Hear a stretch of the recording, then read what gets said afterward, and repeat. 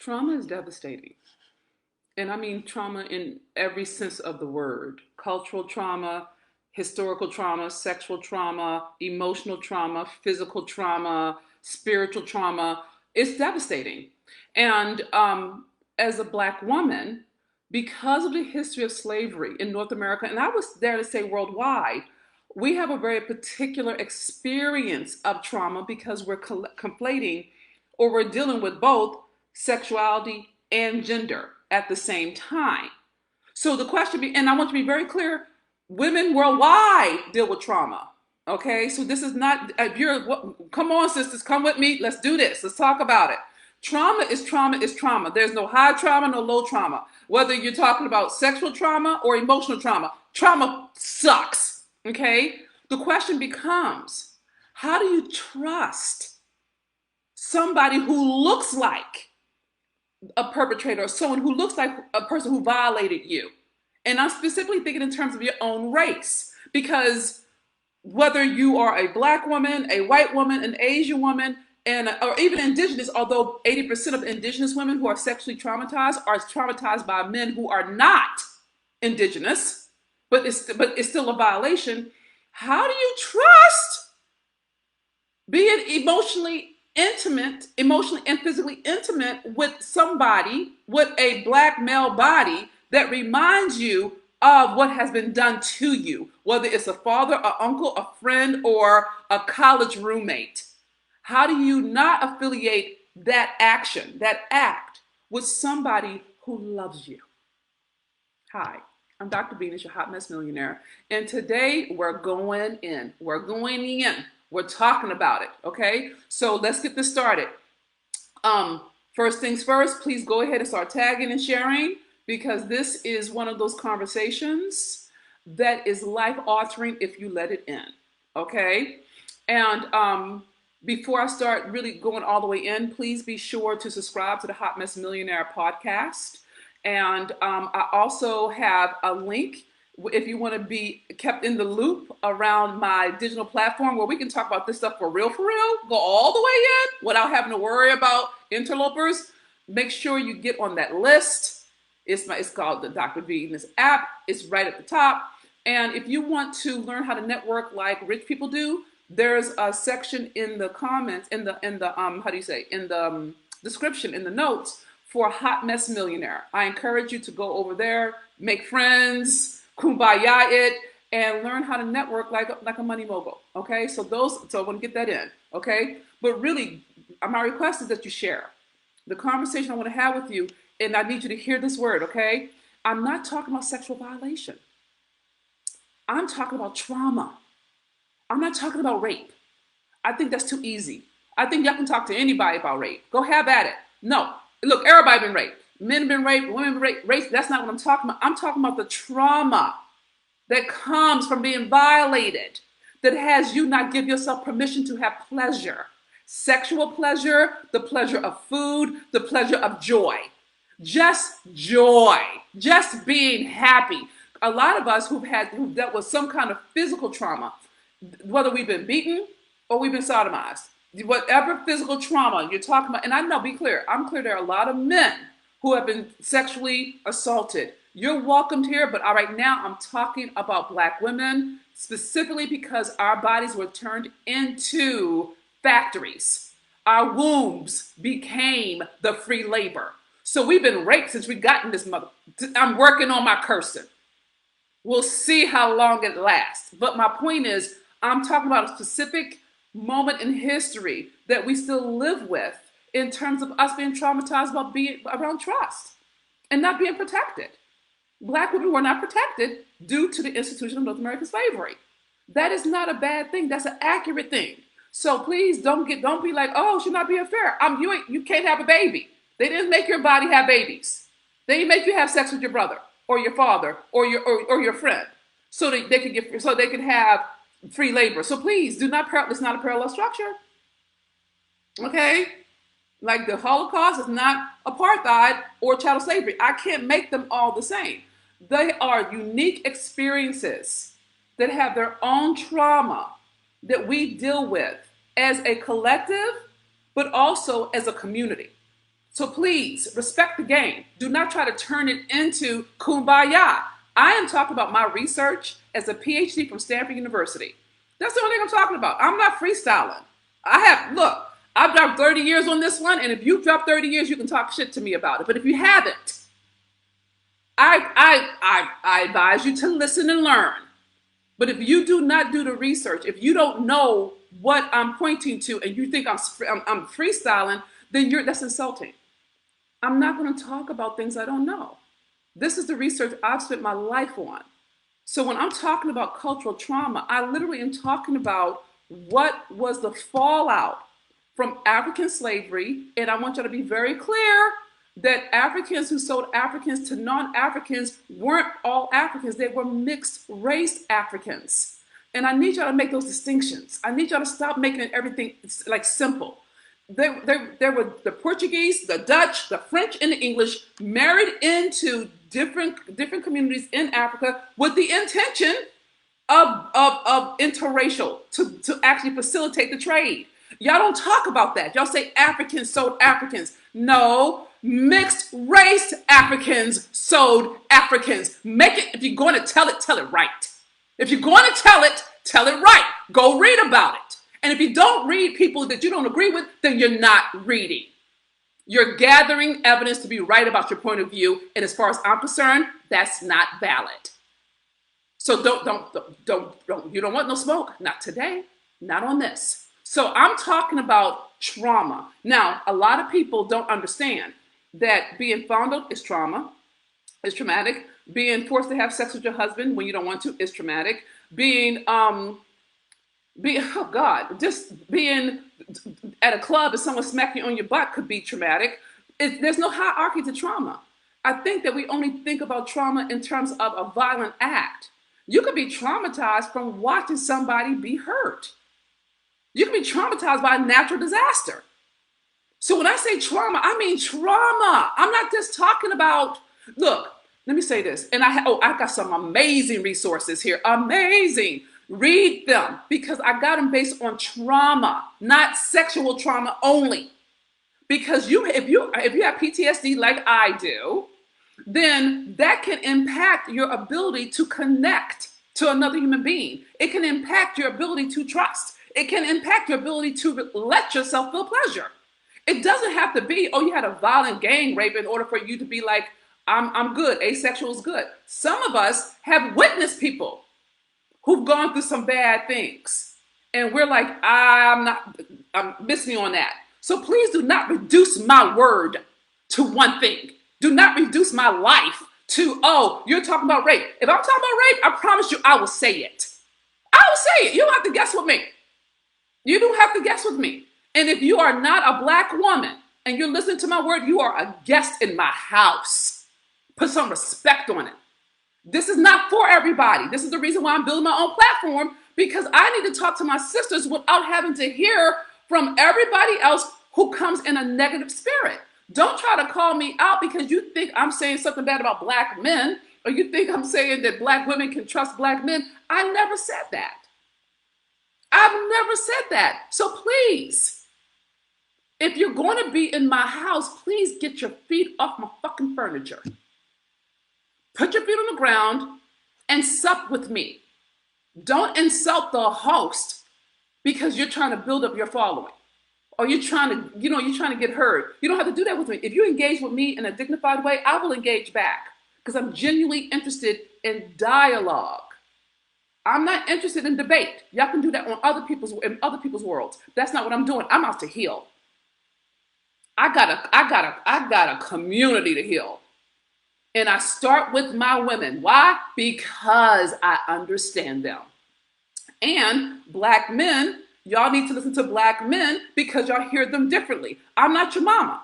I'm not. And I don't want to be positioned as I'm her. So I don't want no problems from you. I don't want no smoke. You need to talk to your brothers about your wounds. And that doesn't mean I can't feed you. But I'm feeding Black women first, intentionally, because we haven't been fed. And we haven't been fed by you. That's not a slam. You couldn't feed us. So don't get mad about me tending to that which I say God put on my heart to do. I'm like, this is ridiculous. For this post only, I had a bunch of black men say I'm being one-sided in how black women traumatize them. I'm like, you're probably right. Then you should start your own post. You should start your own platform. You should start your own podcast and tend to your men. Don't put it on me to tend to your men when they listen to you. There are some black men who listen to my word and get fed by it, and that's a good thing. But they're coming to me in the spirit of partnership, not correction. Don't correct me when you don't know me. And if you haven't done 30 years on this, we can try this and you will lose. And the thing is, I've already had this conversation with white people and white extremists and white supremacists. I love my white allies. They're not tripping. They know their guests. But you have to, if you're going to come on my platform, when I'm talking about sensitive topics like erotic love or trauma or sexual matters, you can't just come in like you have a right to speak. You don't. This is not your platform. It took me 10 years to build this one. Go build your own. Go build your own. Don't come on mine talking smack and expecting me to bow down. It's not going to happen. It's not going to happen. Okay, so I said my piece. Go on and share. You need to share it. Y'all need to definitely share it because, ladies, you need to learn how to speak up for yourself. And I don't mean you have to talk down, but you got to stand for it that people just can't come into your house or your body. And you have to explain yourself to them or cajole him. That's not okay. And that's not what I'm about. What I'm about is making sure you get fed. Now, I will say this, and then I'll get back to the lesson. I had some black women who decided to tell me that I did this beautiful love poem that I thought was brilliant for black men, loving on black men, okay? And they turned it into something like I'm condoning one-sided love, I'm condoning gang rape, I'm condoning, all this. And now the good news is a black man told me that wasn't really black women, those were white trolls posing as black women. And I appreciate that because that made me feel better. But just for the record, just in case there happens to be one or two black women who read my word and turn it into something negative, I want you to be very clear, you're listening to my word through your wounds. That's your wound. And if you want to hear that, I believe firmly that love heals. I believe firmly in grace. I believe firmly in mercy. It is by the grace and mercy of God that I am alive. And some of the people who kept me alive were black men. I got my first million with black men holding me up. I got to my 5 million with black men holding me up. I'm going to go to my billion with black men holding me up. So to imply that I'm endorsing violence against black women means you don't know me. You don't know me. You need to read me. You need to read my stuff before you come for me. Because I'm getting kind of tired of dealing with people who make these statements without any kind of validation. And it's not even like I'm saying it. They just make it up. So I'm going to pretend for now that it's the white trolls trying to do what they do to black, try to start infighting with black people because they do that. Okay, so be mindful. There's a whole, I'm too known to not have haters. You see what I'm saying? And because I'm focusing on us, for some reason that occurs as a problem to white extremists. And so they pose as black people, they create fake accounts, they come on and they start fights on my platform. And thank God, all my truth tellers, my men and my women, they're like, nah, son, and they don't get ugly because I've trained my people not to get ugly because that's what they want. They want to tear us apart. I'm trying to bring us together. But I can't, I'm going to do it, but it'd be easy to do it with your cooperation, okay? So please don't get ugly with people when they do that silly stuff. It's beneath you, queen. Don't even bother with it. And I have a cohort of black men who are protective as bejesus. And they're really great about speaking up and handling things without me having to get into it. And they do it with a lot of dignity and respect, okay? But I just want y'all to be mindful that we are being watched. That people are watching what we're talking about, which is why I need my own platform. Now, it may take me a little longer than I wanted, but I'm still going to start. I'm going to start the pre-sale. Girl, let me tell you this. I swear to God, I'm gonna tell you this, and I'll get back to the part. I am going. Mark your calendars for August 12th. Okay. I am going to. I'm about to do the big reveal. Da, da, da, da, da. I'm about to do it, and it's going to be on August 12th. That's 10 days from now. So mark your calendar. I'll send some posts out about it. But we are doing this, and I'm excited. I'm excited about getting started on the pre-sale. It's going to be exquisite. But that's just me getting excited about it. So I just want you to know it's coming. It's here. The videos are gorgeous. The graphics are gorgeous. The page are gorgeous. It's a beautiful deal. I got a surprise coming that's going to blow your mind. It's glorious, and I'm gonna do a whole spiel on it on the 12th. I don't have the time yet because I hadn't got that far in my logic, but I am excited because I'm excited about us having our own space, and it's gonna take me a second to get it, but we're gonna start now. Okay, so I'm gonna stop there. I'm gonna stop there because I don't want to say too much about it, but it's glorious. Okay, so I think I got all my caveats in. Please make sure you're sharing and tagging. Sharing is an act of love. So I want to put that in early because I'm about to go into the teaching. Okay? Okay, deep breath in through your nose, out through your mouth. Deep breath in through your nose, out through your mouth. One more time. Deep breath in through your nose. Exhale through your mouth. Come, Holy Spirit.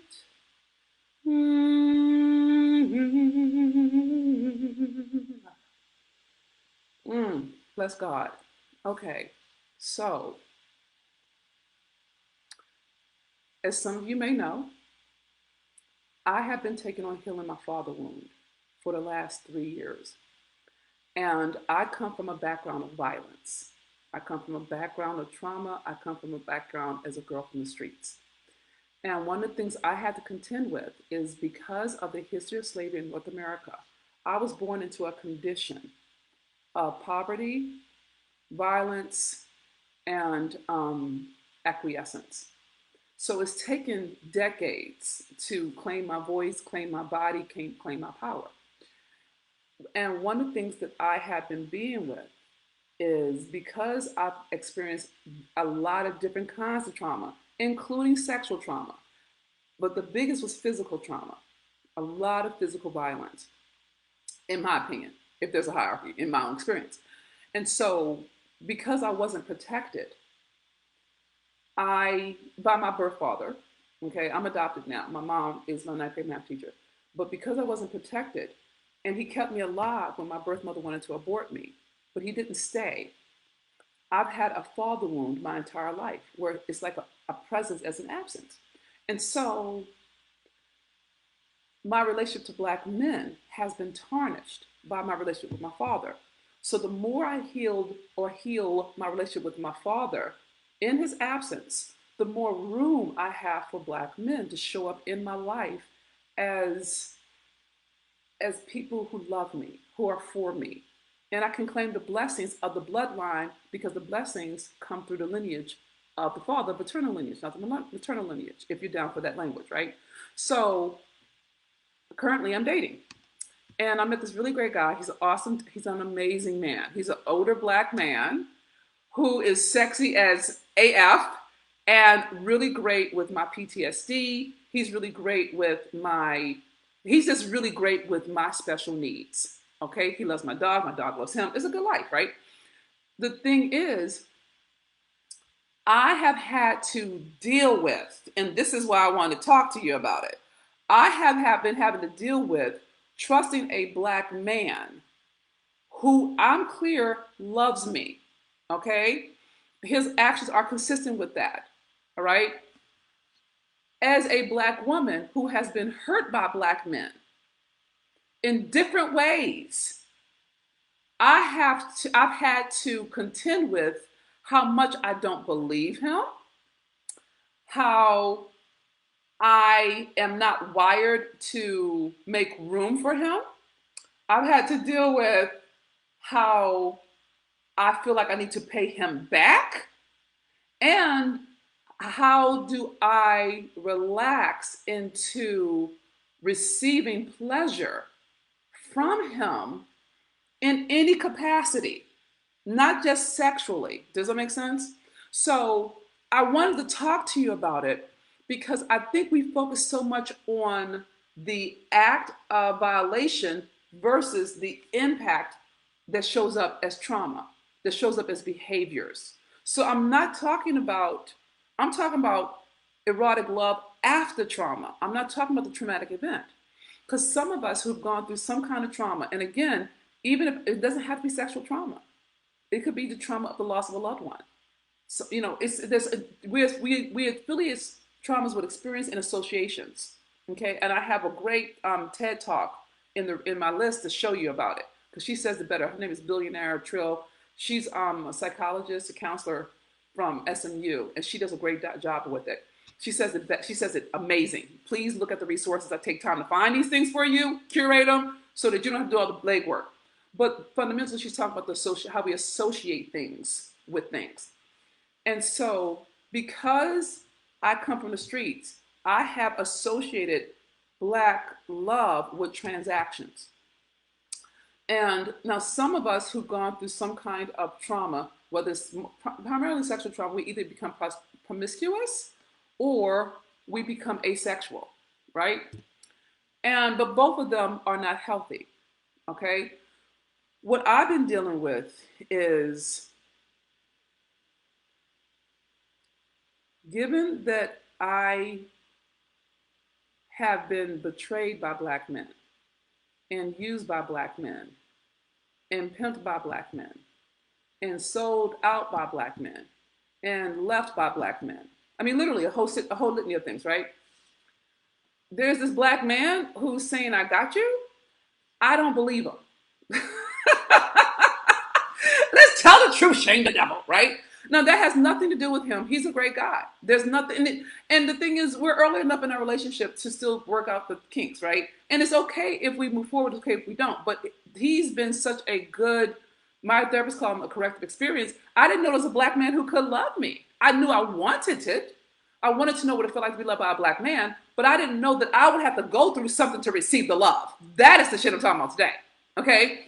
And what I'm dealing with is intimacy that is done through words versus touch, okay? So here are some pointers I want to give to all my sisters in success and the brothers who love us and my allies, that if you've ever gone through some kind of trauma, whether it's sexual, emotional, spiritual, generational, cultural, whatever's your truth, I'm aligned for it. If you want to experience love by somebody who looks like somebody who has hurt you, and I mean hurt you in the most extended sense. If you don't like the word trauma, you can say betrayed. Do your thing. I'm here for it all day, okay? The first thing you're going to have to do is heal. Let's just get that done. Healing and the way you heal is you get support. I have a therapist. I do self-help books. I do training programs. I have a circle of trust where I talk things through. I have different structures in place that allow me to process whatever it is that I'm thinking and I'm feeling, bring it to light, let it air out. If I'm mad, I get to say I'm mad. If I'm pissed, then you get to hear my wrath. I've trained myself to be honest about my truth. And that is my whole platform, right? So the first thing is you got to heal, but the healing is the access to that telling the truth, your truth. You don't have to be polite about your truth. You can speak it, and people who love you, they will hear it. People who are defensive and wounded, they will fight you and try to convince you otherwise. Don't fight them. Don't talk to them anymore about it. Talk to people who care enough to adapt to you. They have to adapt to account for your special needs, just like you have to account for theirs. Now, you may not see it that way, but be clear, you are accounting for their needs. That's why they're in your life, okay? And whether they're in your social media life or in your intimate life, they have to account, they have to adjust to be in your world because that's how precious you are. And I think that as Black women, we don't relate to ourselves as precious, so we keep adjusting. No, let them bow down. Let them adjust. When you are gone, it is a loss.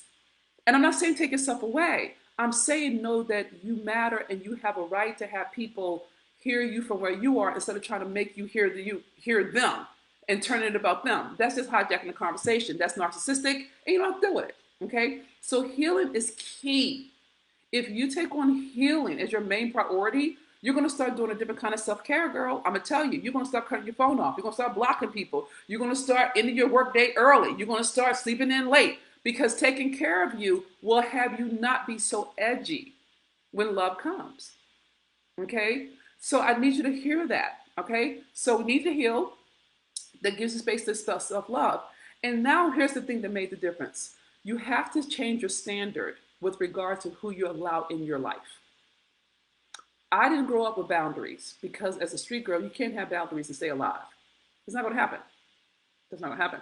So I've grown in my ability to hold my boundaries, but I have to hold them with myself first. If I say I'm going to go to the gym, then I go to the gym. If I say I'm going to, I don't know, wash the dishes, then I wash the dishes. If I say I'm not going to call, then I don't call. I have to hold those boundaries within myself, so that when somebody else comes and they try to break my boundary, I know what it feels like to hold it.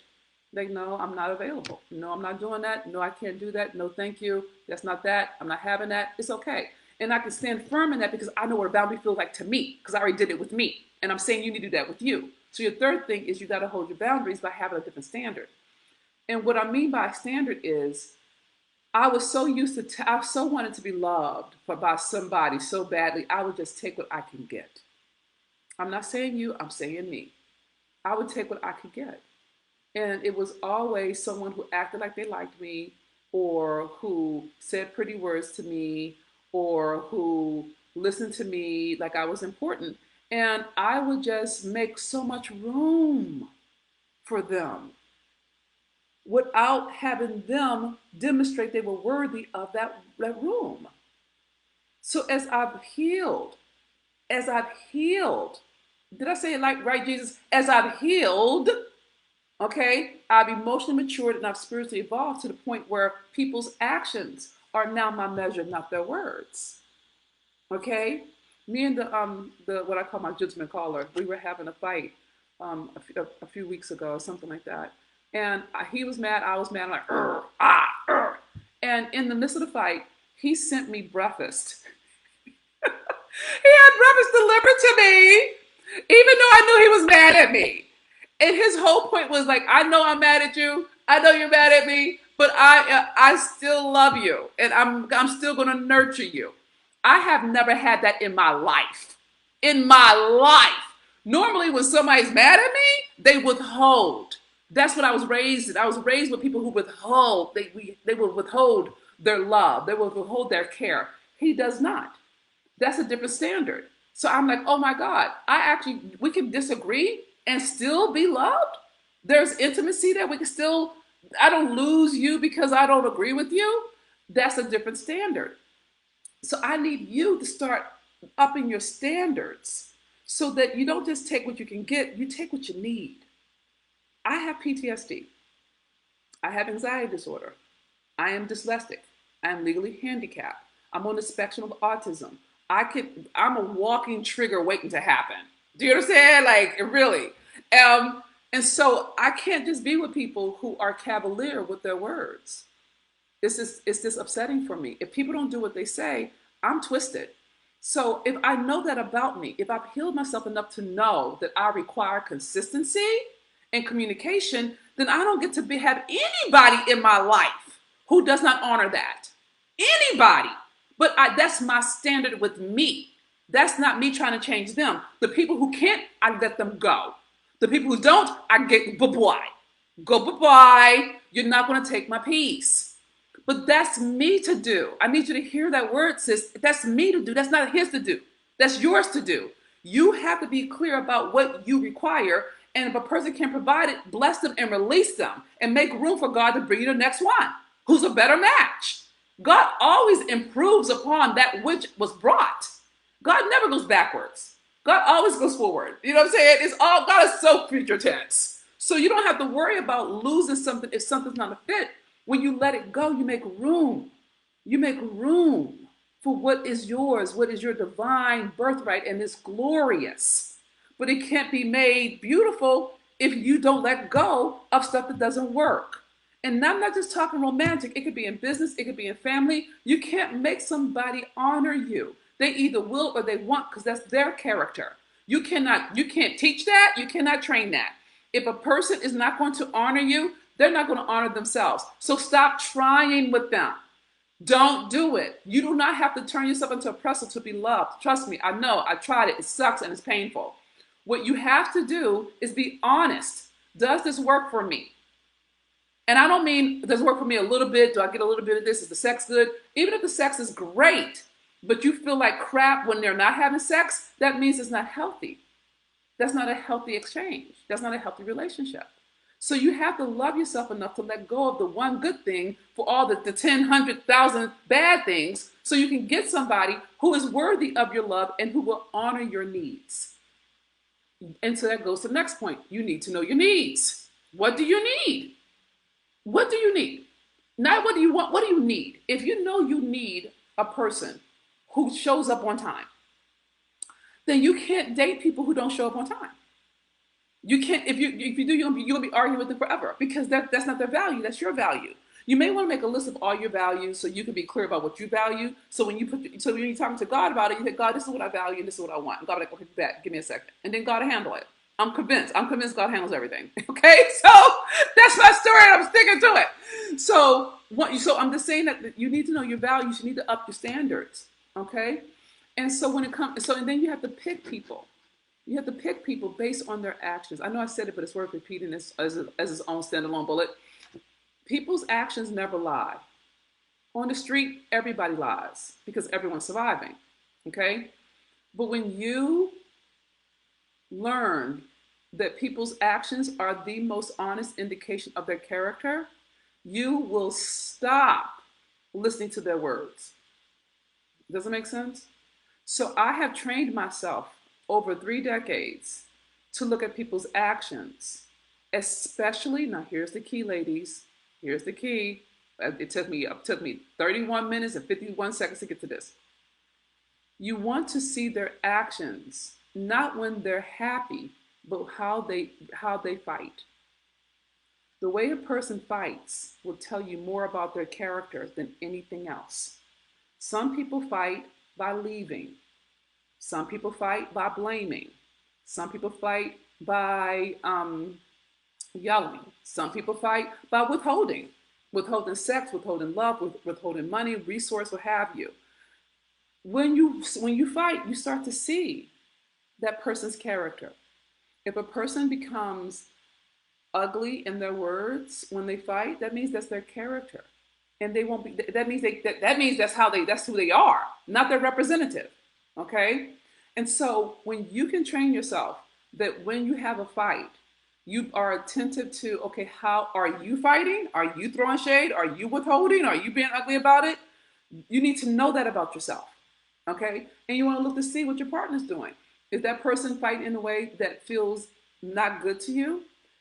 Once you talk it through, and if the behavior doesn't change, then you know that person's not really for you. But you have to be present enough in the fighting, or have a therapist or a trusted friend who's not a yes man friend, but someone who's going to give you, who's a sounding board, so that you can process it afterwards. Say, okay, I can see that this was like this person who loves me, who's on my side, when they get mad, they get condescending. Okay, how do I deal with that? What I have learned to do is that everybody fights. I don't penalize anybody for fighting. I fight, okay? I escalate real fast. I go from 0 to 100 in a second, okay? What I measure, once I see how a person fights, how can I adapt myself such that I'm not in that space when they're that way? So, for example, my gentleman suitor, when he fights, he gets very legalistic. Have you ever met those kind of people who get like, they get detailed, like, and at 6 p.m. on Tuesday at night, you said this? I don't care about that. So I don't engage when he's like that. I let him run his own process until he's at a place where he's accountable. And then we talk. I don't engage in his how he fights. Does it make sense? So, but I had to learn that by being in fights with him. You know what I'm saying? So I'm saying there's a level of intimacy that has to happen that creates the safety for you to experience pleasure of any kind. And pleasure can be sexual, and I'm here for it all day, every day. But it also can be the pleasure of being understood, the pleasure of being heard. It could be the pleasure of food. It could be the pleasure of a shared joke. It's still joy. It's still give yourself permission to feel, to be alive, to let somebody in. That is what I'm asking for you, sis. I want you to feel alive. I want you to experience all the goodness that is your divine birthright as a child of God. I want you to know what it's like to reach the pinnacles of ecstasy, but also the rest of knowing that you're held. I want that for you. I want that for us as a people. And it starts with healing. And you have to know that a lot of us, and all of us, in my opinion, all of us are wounded. So it's not about trying to find a perfect human being. No, it's about finding or being open, not even finding, allowing a person who is willing to heal and grow with you. And I really do mean this. That I'm only if I'm dating anybody, they're going to be in it. They have to see. They have to have a therapist. They have to, because I don't want to have to deal with their wounds because they haven't tended to them themselves. And you have to have the kind of standard because given that we just came through COVID and 4 years of that previous administration, everybody's triggerable right now. Everyone's heightened. So I'm encouraging you to, if you don't already have one, get a therapist. And if you're in a committed relationship and you're bumping into some roadblocks, you may want to do couples counseling. Or if you're looking to date, you may want to date someone who's actually interested in personal development. And you have to be honest about that. Because if you don't, and you just take what you can get, you could be walking into a wounded relationship that will wound you. And I'm not okay with that. Okay? So fundamentally, and I'm gonna wrap up, is I need you to develop your self-trust, your personal boundaries with yourself, and really looking to see how can you be involved with somebody who's worthy of your love in such a way that you learn how they fight, how you fight, and how to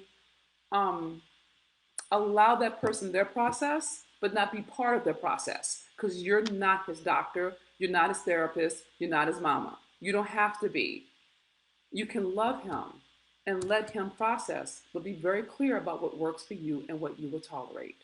Okay? Sis, I love you, girl. You're perfect. You're holy. You're divine. You're sacred. You're everything right about life. You are God wrapped in flesh. You are the Alpha and the Omega, the beginning and the end, the first and the last. You are everything that's right about being alive. You are the truth. You are the way. You are the light. You deserve nothing but the best. You deserve nothing but love. You deserve to be ecstatic and satisfied and gratified sexually, emotionally, spiritually, physically, financially, mentally. That is your divine birthright from God. And the only thing that's needed is the healing. When you heal, he or she, whoever is that match for you, will show up and they'll adjust to you. You'll like literally, it's not yours to do, it's yours to heal. If I can get you to hear that, then I would love for you to stop working on it and just tend to you. There's this book, I said it before, it's The Man God Wants for You. Check it out. It's a great book. And I don't agree with everything he says, but I love his teachings. Okay? Stephon speaks. So check that book out. But more than anything, I just need you to know that no matter how hurt you've been, you have a right to pleasure. No matter how much you've been violated, you have a right to joy. Sexual joy, sexual pleasure, mental joy, mental pleasure, financial joy, financial pleasure. You have a right to that. I don't want you deadening yourself by shutting down. But you have to actively seek it. And the way you actively seek it is that you heal, that you take on your healing the way you take on your children's education. Okay? All right, girl. I'm falling back. I'm falling back. I'm falling back. Take a deep inhale through your nose. Exhale through your mouth. Deep inhale through your nose. Exhale through your mouth. One more time. Inhale through your nose. Exhale through your mouth. Okay. All right, babe. If you were fed by this word, it's like giving word, it's like affirming word. Please pay it forward. Sharing is an act of love. There's no one in these internet streets that is talking about the stuff I'm talking about the way I'm talking about it. Please share. Okay? Please share. They won't have it if you don't let them know. Okay, and this is important, specifically for my sisters and our brothers who love us. Please feel to share on behalf. Our allies, please share this word. And you have been. So I'm not saying you aren't. I'm just making sure that we know that we do this together. This is us. We do this together. Okay. I love you, sis. I love you, bro. I love you, allies. Thank you for rolling with me. Thank you for being an honored guest in my home. I appreciate you for honoring the space. And I love you. I love you with my whole heart. This is Dr. Venus, your hot mess millionaire. Please share and goodbye for now.